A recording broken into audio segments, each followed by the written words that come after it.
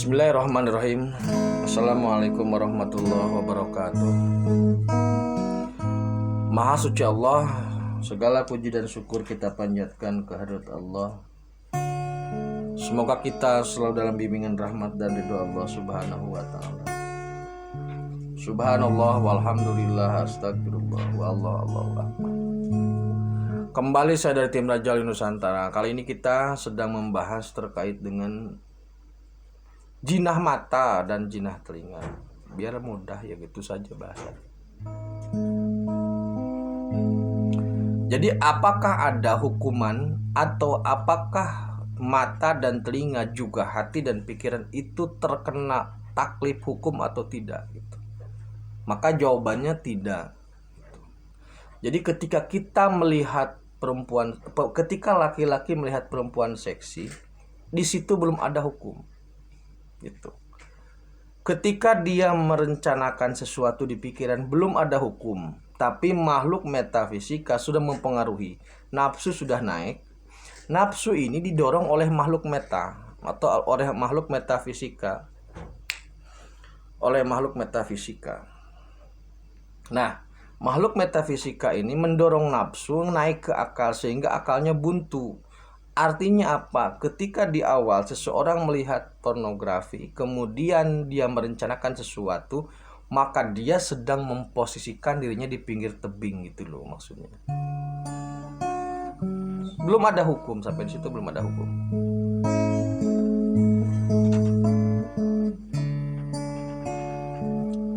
Nah, ketika sudah melakukan, sudah berbicara ataupun sudah membuat teks atau sudah berbuat, baru di situ terkena hukum.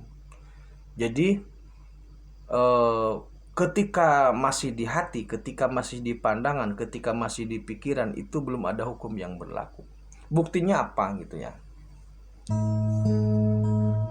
Seumpama ada seorang yang akan mencuri kendaraan. Nah, di situ juga ada polisi yang mengintai.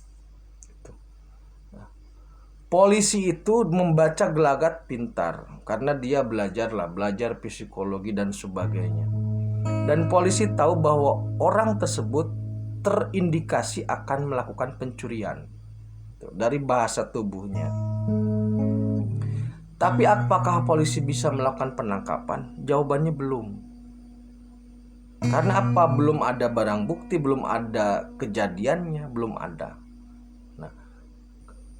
Kejadian pencurian itu baru ada dalam kepala orang tersebut, belum terrealisasi sehingga hukum belum ada. Nah, ketika orang tersebut naik ke atas motor yang akan dicurinya, kemudian dia memasukkan kunci perusak untuk merusak kunci, disitulah polisi bertindak. Gitu loh.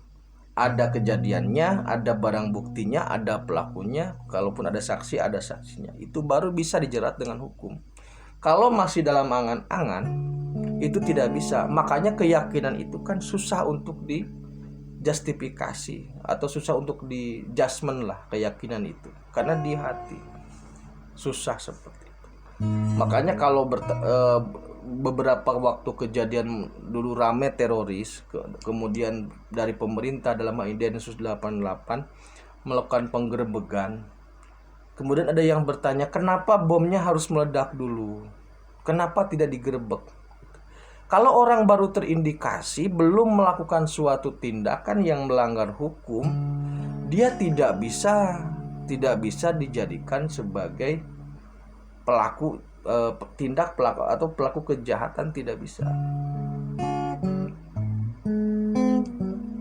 Itu saudaraku. Jadi apakah musik haram? Haramnya dari mana? Telinga netral gitu loh. Musik itu ya netral. Nah, efeknya nanti apa gitu. Karena itu kan alat ya, itu kan alat. Mata juga sama. Terus apa yang sebaiknya kita lakukan? Yang sebaiknya kita lakukan adalah mensyukuri, mengagumi apa keagungan Allah, apa yang sudah Allah ciptakan, keagungan apa yang bisa kita lihat, dan keagungan yang bisa kita dengar. Itu aja. Jadi tidak harus fanatik yang tidak jelas sebenarnya. Jadi agama itu harusnya mempermudah orang untuk bisa hidup dan juga mendekatkan diri kepada Allah, bukan mempersulit. Jadi hidup dipermudah, ibadah dirapihkan, tauhid dimantapkan, itu saja. Jadi tidak selalu itu salah, ini haram, itu walah ribet banget beragama seperti itu. Apakah itu berarti kita mengenteng-entengkan agama? Bukan juga. Jadi ada hal yang memang harus dikunci karena itu urusan tauhid, ada hal yang memang harus didiskusikan karena itu urusan ibadah, tapi ada hal yang memang harus dilonggarkan karena itu merupakan peradaban atau sosial atau budaya. Melihat ini kan budaya gitu loh. Melihat ini kan lebih kepada lebih kepada aktivitas sosial lah, aktivitas budaya, lebih kepada menikmati apa yang bisa dinikmati gitu. Jadi begitu saudaraku ya. Hati latih dan pakarti itu memang harus sejalan. Nah, yang bisa dihukumi, yang bisa terhukumi baik di langit maupun di bumi itu adalah lati atau bahasa atau ucapan dan juga pakarti atau perbuatan. Sedangkan hati itu tidak bisa dihukumi kecuali yang baik, itu pun Allah langsung yang menulis. Malaikat tidak punya kapasitas. Nah, sedangkan telinga, sedangkan mata ini tidak ada kaitannya dengan masalah dosa dan pahala. Karena itu alat. Seumpama kita mendengar bahwasannya di daerah A di suatu daerah ada kebakaran.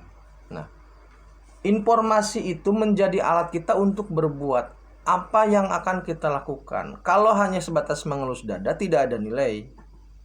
Tuh. Tapi ketika umpamanya kita langsung beraksi mengumpulkan donasi, mengirimkan ke sana untuk keperluan korban bencana atau musibah atau kebakaran, maka aksinya itu yang dapat nilai. Jadi telinga, pendengaran menjadi alat untuk supply terhadap aktivitas kebaikan kita, atau juga bisa jadi untuk supply terhadap aktivitas keburukan. Jadi netral aslinya. Kita tinggal memilih mana yang akan dilakukan dan mana yang tidak dilakukan. Karena dengan mendengar kita bisa melakukan apapun, hal yang baik ataupun hal yang buruk. Seringkali kita mendengar provokasi, kemudian terprovokasi. Seringkali kita melihat provokasi dan juga kemudian terprovokasi. Jadi mata dan telinga ini netral sebagai alat dalam berbuat gitu loh.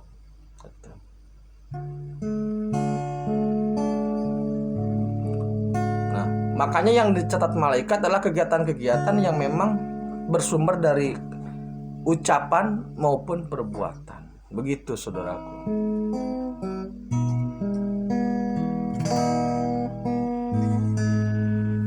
Gitu. Jadi bagaimana seumpama kita melihat yang indah, umpamanya laki-laki melihat perempuan yang cantik, yang indah, ya tinggal disampaikan saja dengan bahasa-bahasa yang memuji keagungan penciptanya gitu loh, dengan bertasbih, dengan bertahmid.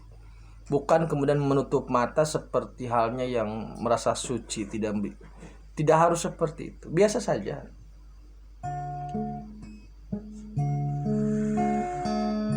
Begitu saudaraku ya. Jadi ini kami di tim Raja Wali Nusantara memberikan gambaran sederhana bahwasanya langit tidak pernah mempersulit bumi. Sebenarnya begitu. Semua dimudahkan. Kadangkala atau seringkali manusianya yang mempersulit diri sendiri gitu. Banyak sekali perdebatan-perdebatan yang tidak penting sebenarnya. Nah, maka dari itu mata atau indera lah lebih lengkapnya, indera ini terutama mata dan telinga ini merupakan alat yang harus kita jaga. Kemudian informasi yang masuk melalui dua alat ini kita bisa filter dengan akal dan hati. supaya nanti pada saat berucap atau pada saat berbuat itu merupakan perbuatan yang bernilai gitu loh. Jadi input atau suplai informasi yang datang dari mata ataupun dari telinga kita proses dengan matang, kita proses melalui hati, melalui pikiran, kemudian outputnya adalah ucap atau perilaku yang membuat kita bernilai di hadapan Allah. Begitu saudaraku maksudnya. Jadi jangan sedikit-sedikit mengharamkan itu, inilah yang penting-penting saja. Terima kasih, tetap tingkatkan iman dan amal soleh. Akhirul kalam, assalamualaikum warahmatullahi wabarakatuh.